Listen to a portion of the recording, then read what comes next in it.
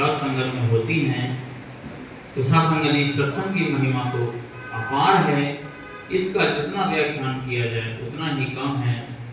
एक घड़ी आधी घड़ी, अरे आदि की बुनियाद तुलसी संगत साधकी हरे कोट अपराध। तो साध संगत जी सत्संग से सत्य का संग मिलता है। सत्य प्लस संग, सत्य क्या है? ईश्वर निराकार, और इसका संग हो जाता है तो यही सत्संग कहलाता है।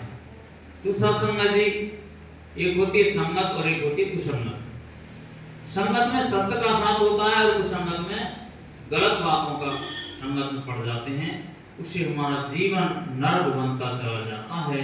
और सत्संग जी हमें जिस चीज का शौक लग जाता है हम अवश्य पहुंचेंगे। जैसे शराबी है तो शराब पीने का होता है, सत्संग है तो सत्संग उसे नहीं मिली तो ये लगता है क्या नहीं मिला। तो सत्संग जी मिलता सब इसी की कृपा से है। तो सत्संग जी कर्म तो सभी करते हैं, लेकिन सत्संग जी शुभ कार्य करने चाहिए, शुभ कर्म करने चाहिए। सत्संग जी अगर किसी का बेटा पुत्र अगर वो गलत रास्ते पर चला जाता है तो उसके पिता को दुख होता है, पिता सुधारने की कोशिश करता है। तो उसी प्रकार से वो तो पिता है, उस सत्संग जी परम पिता है, पूरे संसार का पिता है। तो सत्संग जी ये अपने संतों को कभी गलत रास्ते पर नहीं ले जाता, सत्य के मार्ग पर ले जाता है।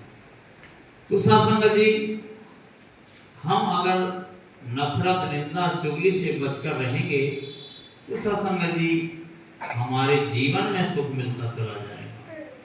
सत्संग जी हम पहले सबसे पहले सर्वप्रथम अपने परिवार में प्यार होना जरूरी है।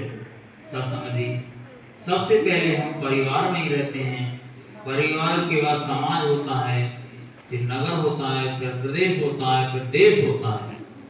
तो सत्संग जी पहले अपना परिवार को सुधारना है।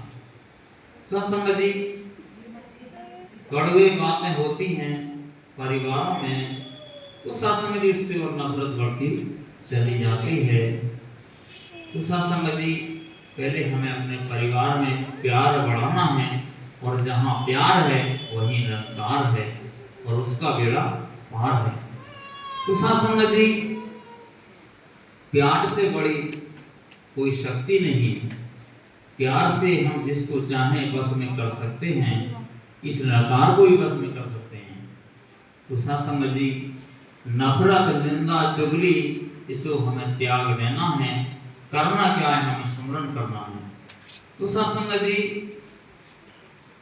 हमें जब प्यार करेंगे हर संत से, हर परिवार में, तो सत्संग जी उलझन आ ही नहीं सकती। तो सत्संग जी